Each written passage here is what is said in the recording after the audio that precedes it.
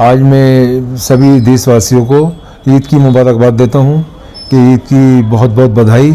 और ऊपर वाला करे हमारी ईद जिस तरीके से शांति से, मोहब्बत से, एक भाईचारे का पैगाम देती है, इस तरीके से भाईचारे के साथ हमें ईद। तमाम देशवासियों को बोलता हूँ, ये जो पार्लियामेंट का चुनाव है बहुत बड़ा चुनाव होता है।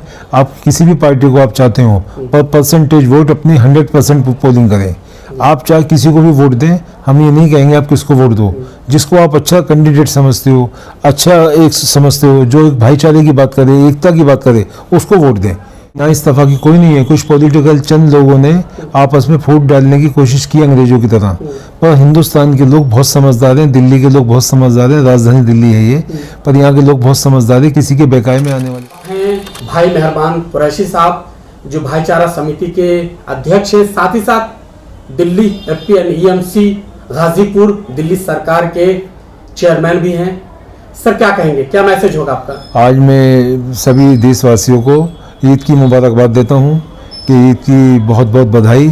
और ऊपर वाला करे हमारी ईद जिस तरीके से शांति से, मोहब्बत से, एक भाईचारे का पैगाम देती है, इस तरीके से भाईचारे के साथ हमें ईद मनाएं, एक दूसरे को मुबारकबाद दें।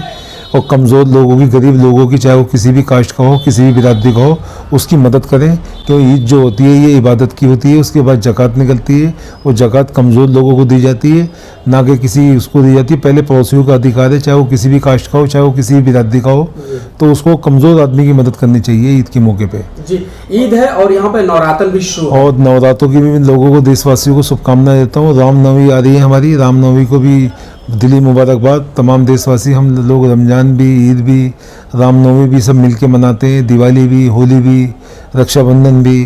तो तमाम लोग, हम देशवासी एक हज़ारों साल से इकट्ठे रहते हैं और इकट्ठे रहते चले जाएंगे। ऊपर वाले ने चाहा तो हम इसको, लोगों को, दिलों को टूटने नहीं देंगे। हमने लोगों को जोड़ने का काम किया है और लोगों को जोड़ेंगे और ज़्यादा से ज़्यादा आपस में एक प्यार मोहब्बत बनाएंगे और इस देश को मजबूत बनाएंगे। दुनिया की सबसे बड़ी पावर एक हिंदुस्तान बनेगा, वो दिन दूर नहीं। जी, एक सवाल पूछूंगा, आप लौकुश रामलीला कमेटी भी हैं, आपको कहा जाता है गंगा जमुनी तहजीब का जो एक नमूना कहा था, मिसाल कहा था, आप सभी लोग साथ मिलजुल के रहते हैं। तो जो आप सबसे मिलजुल के रहते हैं, तो क्या आपको लग रहा है जो जमीनी सतह पे जो एक दूसरे में सही में लोग मिलजुल के रह रहे हैं या कहीं से ना इत्तेफाकी है? नहीं, ना इस्तीफा की कोई नहीं है। कुछ पॉलिटिकल चंद लोगों ने आपस में फूट डालने की कोशिश की अंग्रेजों की तरह, पर हिंदुस्तान के लोग बहुत समझदार हैं, दिल्ली के लोग बहुत समझदार हैं, राजधानी दिल्ली है ये, पर यहाँ के लोग बहुत समझदार हैं, किसी के बेकाय में आने वाले नहीं हैं। जिस तरीके से भाईचारा आपस में था पहले, आज भी उस तरीके से भाईचारे से लोग रहेंगे, त्यौहार भी मनाएंगे, अपने शहर को, अपने देश को मजबूत भी करेंगे। और एक सवाल आखिरी जी, इलेक्शन आ रहा है, वोटिंग की मैं चाहूंगा कि लोगों से अपील करें। मैं तमाम देशवासियों को बोलता हूँ, ये जो पार्लियामेंट का चुनाव है बहुत बड़ा चुनाव होता है। आप किसी भी पार्टी को आप चाहते हो पर परसेंटेज वोट अपनी 100% पोलिंग करें। आप चाहे किसी को भी वोट दें, हम ये नहीं कहेंगे आप किसको वोट दो। जिसको आप अच्छा कैंडिडेट समझते हो, अच्छा एक समझते हो, जो एक भाईचारे की बात करे, एकता की बात करे, उसको वोट दें, चाहे वो किसी भी पार्टी का हो। मेरा पार्टी से कोई मतलब नहीं है, मेरा मतलब अपने देश से है, जो हमारे देश को मजबूत करे, भाईचारे को मजबूत करे, एकता की बात करे, उसको वोट दें प्लीज। बिल्कुल बिल्कुल, भाई मेहरबान साहब थे जो बता रहे हैं कि वोट किसी को दे, लेकिन यकीनन कैंडिडेट को देखें और वोटिंग जरूर करें।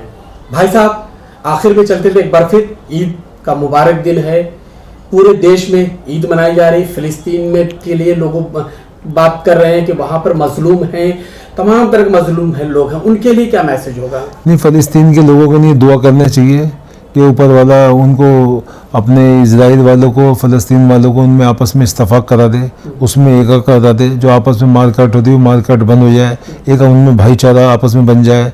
और बाकी जो लोग जुल्म कर रहे हैं उनको ऊपर वाला नापैद करेगा, और जो जुल्म से रहे हैं उनको ऊपर वाला हिम्मत दे, हौसला दे, ईमान की दौलत दे।